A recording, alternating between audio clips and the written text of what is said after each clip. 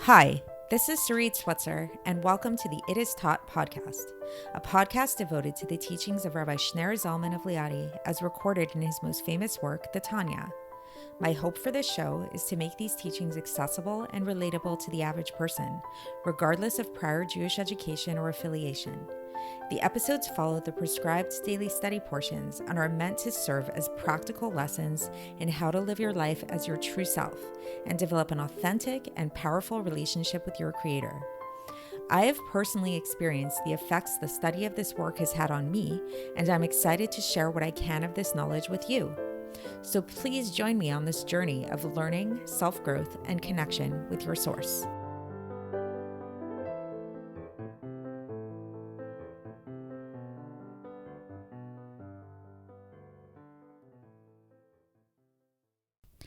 Welcome to the It Is Taught podcast. This is a special bonus series entitled, Why is the Whole World Against Us?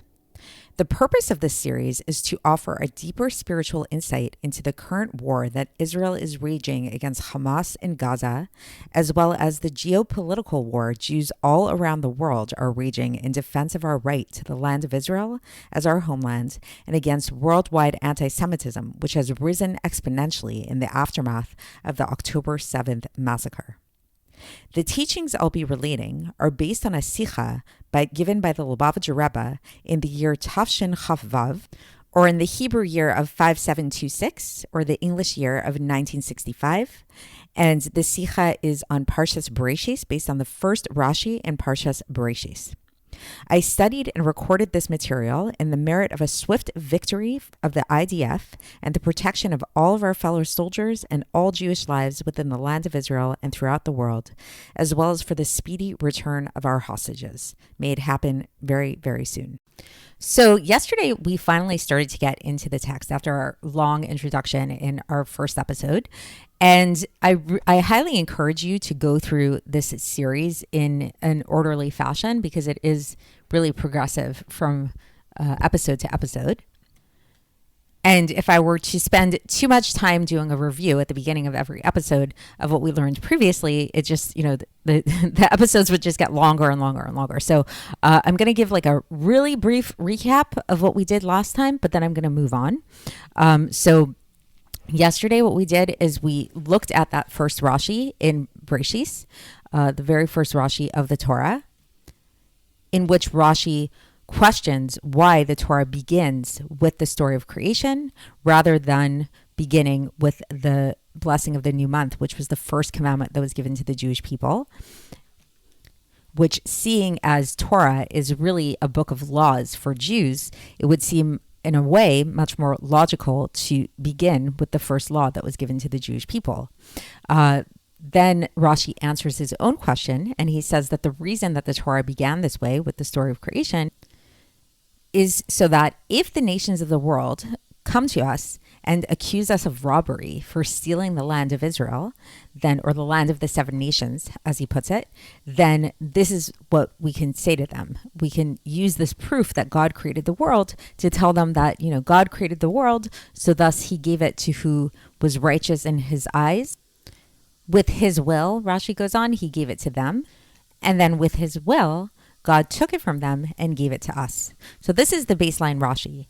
And then, as we mentioned, what the Rebbe does in the Sicha is he really, really breaks apart this Rashi, breaking it into four basic parts and asking questions about four aspects of this Rashi. The Rebbe asks questions about Rashi's question, his initial question, and the Rebbe asks questions about Rashi's answer, and the Rebbe asks questions about the accusation of the nations, and then the Rebbe goes on to ask questions about our answer to the nations. In the previous episode, we discussed the first two groups of questions, namely the questions that the Rebbe had on Rashi's question and the questions that the Rebbe had on Rashi's answer. I'm not going to do a full review of those questions today because, like I mentioned, that's just going to get too time consuming if we keep doing those really thorough reviews. However, we will actually review these questions later on in the Sicha when we get to the answers, and then we'll revisit the questions then. But today we're actually going to move on to the second subset of questions that the Rebbe has on this Rashi, namely the questions that the Rebbe has on the accusation of the nations, as well as the questions that the Rebbe has on the answer that Rashi gives us to give to the nations of the world. And again, there is a written component to this lecture series that you can print out and follow along with that might make it a lot easier to go through.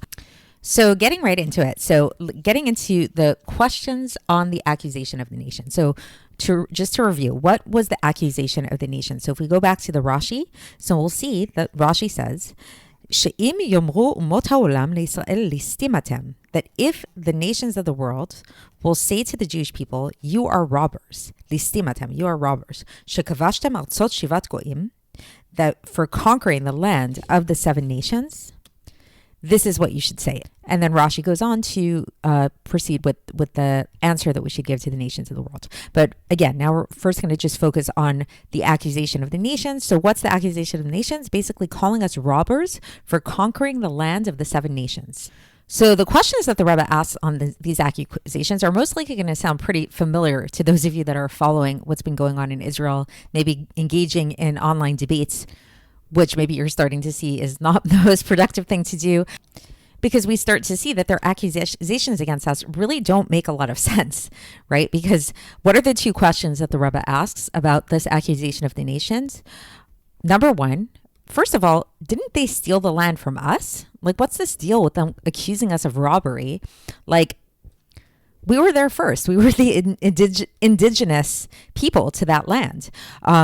Aside from lots of documentation of the historicity of this fact, the Rebbe is talking from a Torah perspective. And from a Torah perspective, after the flood, Noach, who had three sons, who we're going to talk about them a little bit more later on in this episode, he distributed the different countries of the world to his different sons.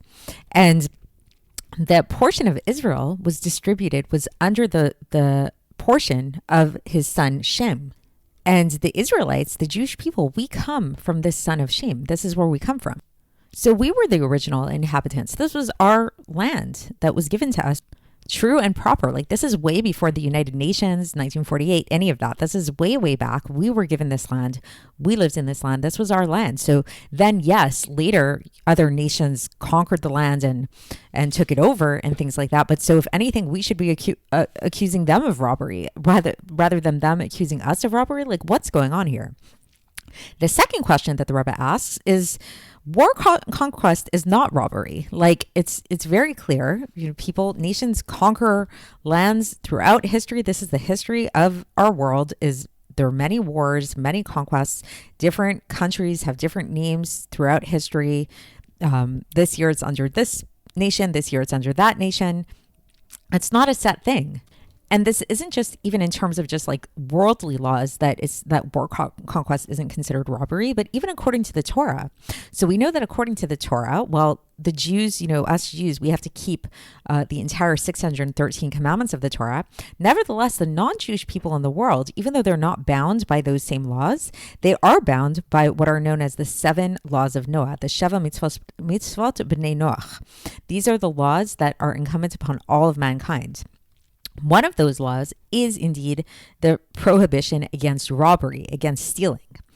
However, we find that throughout history, we don't find any nation being punished for conquering land. It's never written about. Usually in the Torah, we hear about different instances when different lands or people are punished for doing evil activities, and it's sort of supposed to teach us a lesson with this. When it comes to conquering land, there's never even a hint at this, that this is something wrong. In fact, there are times that Yeshua was actually commanded to conquer the land of the 7 nations, which ultimately is the land of Israel. So what is this accusation of robbery? It seems to be very nonsensical.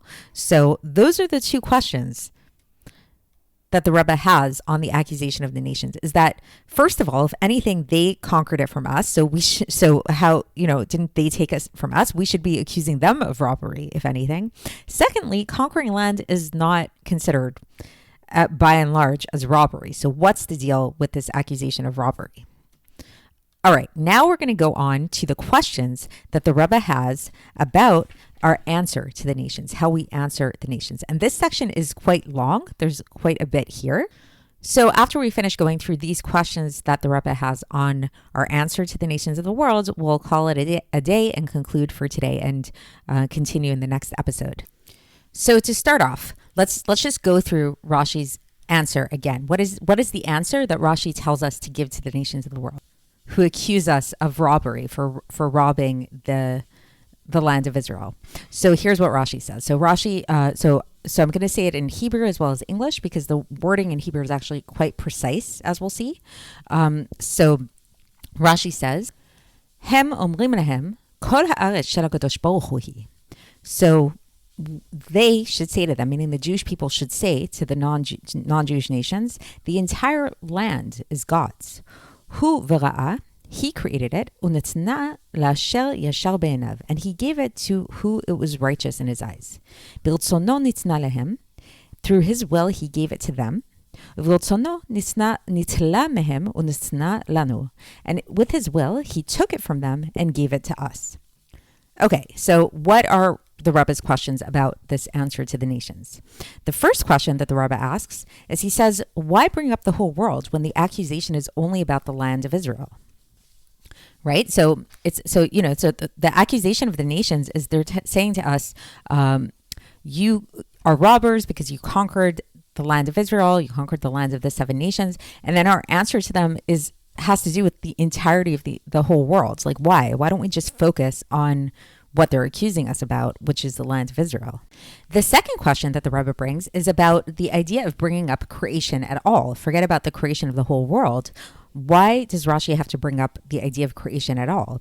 If you go back to that Rashi, if you notice the order by which he says our answer should be, is he says the entire earth belongs to God.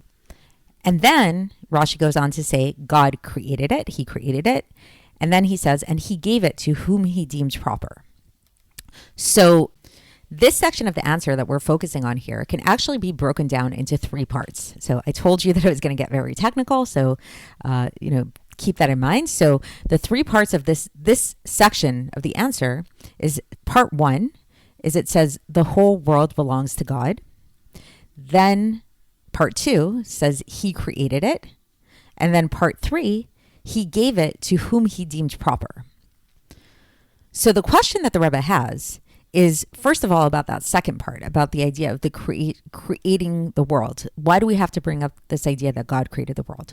When we say the first part, when we say that the entire world belongs to God, that should be enough. If we say that the entire world belongs to God, great. The entire world belongs to God. He has the right to give it to whomever he chooses. Why do we have to bring up the idea of creation? And if somehow creation is linked to this idea of ownership, then Rashi could have prefaced with that. Rashi could have said, God created the world, and thus, because he created the world, he has the right to give it to whoever he wants. But the order is very specific because the order of everything in Torah, including Rashi, is extremely specific. So the fact that Rashi starts by saying the entire world belongs to God, and then he goes on to say, God created the world, and then he goes on to say, and he can give it to whomever he deems proper, there has to be a reason for this order. And the Rebbe is asking what that reason is. And the Rebbe says, especially those last 2 points, the part that God created the world and the fact that God can give the land to whom he deems proper, those 2 definitely have a connection to them because they're linked together with a vav in Hebrew. The vav in Hebrew means and in English, so it's like a coordinating conjunction. So if we go to the Hebrew, that part, it says hu bera'ah u'netna la'asher yashar be'enav. So he created it and he gave it to whom he deemed proper in his eyes. So meaning to say that there's some kind of link between the fact that God created the world and him giving it to whom he deemed proper in his eyes. So the Rebbe is asking, what is that connection? The next question that the Rebbe has is, why does Rashi seemingly repeat himself? So where's the repetition? So let's go back to the Rashi. And as we'll see, there are 2 times in this Rashi that Rashi says that God gave the land of Israel to the Jewish people. First, we see again, so going back to the answer, is that the answer that we say is that the entire land belongs to God. He created it. and he gave it to whom he deemed proper in his eyes. So we're assuming that's the Jewish people. God gave it to the Jewish people. And then Rashi goes on and he says, with his will, he gave it to them, meaning to the non-Jewish nations.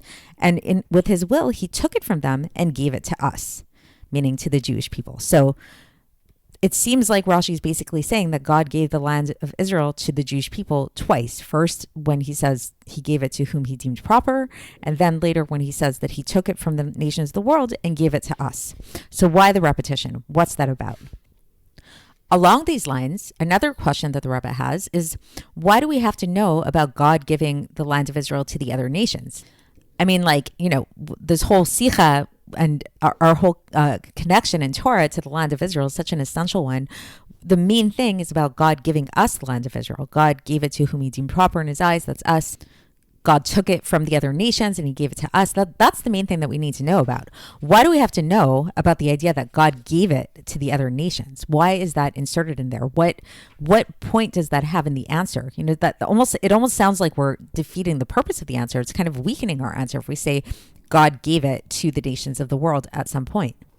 So perhaps one could argue, the Rebbe says, that maybe the reason why this is in there, that Rashi included this idea of God giving the land of Israel to the nations of the world, is so that they know that when they had the land of Israel at some point throughout history, because we know much of history, actually, the land of Israel was not under Jewish control, under Jewish rulership, that maybe this is a way of letting them know that this is only because God gave it to them. They don't actually, have it through any of their own rights, any of their own might or anything like that. It's just because God gave it to them. And this is kind of to humble them and to make them recognize that. But the Rebbe says no, even though he gives this as a possible answer, he says, no, this is actually not a good answer, because even if God wouldn't have given it to them in the way that Rashi is explaining it at this point, they would have taken it at some point. The only difference is that now, through telling them that God gave them the land, if anything, this gives them more of a sense of ownership of the land. This is this idea that the entire world belongs to God and he gives it to whom he deems proper. So if we're saying here that God gave the land of Israel to the non-Jewish nations at some point, it means God kind of wanted them to have the land at that point, right? And then that could strengthen their argument and in terms of calling us robbers, because we took away land from them that God decided at least at some point should belong to them. So it seems a little bit strange that Rashi would include that point. It seems like it's weakening the argument here. Now, on this subject, the Rebbe asks a much deeper question. Indeed, why? Why did God give the land of Israel to the non-Jewish nations? And it's not only to the non-Jewish nations, it's actually to Canaan. Canaan, that was like the kind of original name of the land of Israel. Canaan was the son of Ham. So if you recall in the story, if you're well versed in your stories from the Torah, then you'll know that after the flood, Noach had 3 sons, Shem, Ham, and Yafet. Shem was the progenitor of the Jewish people, the Jewish nation. Yafet's ancestors were most likely the Greeks. And then there's Ham who gave birth to Canaan. And Canaan was the progenitor of the Canaanite nation, who are well known throughout the Torah for being really steeped in idolatry, immorality, things like that. So the Rebbe is asking a much bigger question here, is this whole idea of God wanting the sons of Ham to have the land of Israel seems a little bit strange. And this is something that we can't gloss over. This is something we really have to think about, especially when we look at the wording of Rashi. And the wording, again, is very specific. The wording, when he says that God gave it to the non-Jewish nations, he doesn't just say God, gave the land of Israel at some point to the non-Jewish nations. He says he uses the same language that he uses when he talks about him giving the land to us, namely, uviltsono, with his will, which means that this was very intentional. So we know that everything in the world is hashgacha pratis. Everything in the world is divine providence. But there's a difference between things being kind of like just, everything's divine providence. Even a leaf that falls off a tree was supposed to fall exactly that way. That was all preordained and all of that, versus when we see actual things that God really intentionally and makes it known that this is his intention to willfully do a certain act. This itself, the difference between these two things, could be a whole lecture series on its own in its own right, but suffice it to say that there is a difference between things kind of just like happening in the world, and yeah, they happened, everything's divine providence, so of course it's part of God's plan, versus when there's like an intentionality there, when there's an actual thing where it says this was God's will. God willed this to happen. God willed this to happen. And we see in this first Rashi, the way that Rashi describes the way that God gave the land of Israel to the sons of Ham, to the Canaanites, when he says lahem, v'iltzono nitna lahem, that with his will he gave it to them. This is the same wording that he uses when he then says v'iltzono nitla mehem unitna lanu, that with his will he took it from them and then he gave it to us.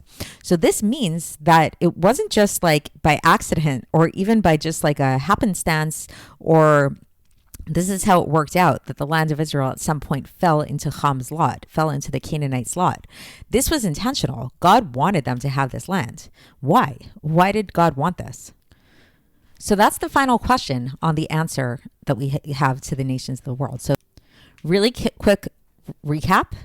First, we had the questions on the nation's accusations against us, namely, didn't they steal the land from us? So why are they accusing us of being robbers? And secondly, where do we see that war conquest is even considered robbery? Like that has not been the case throughout history, right?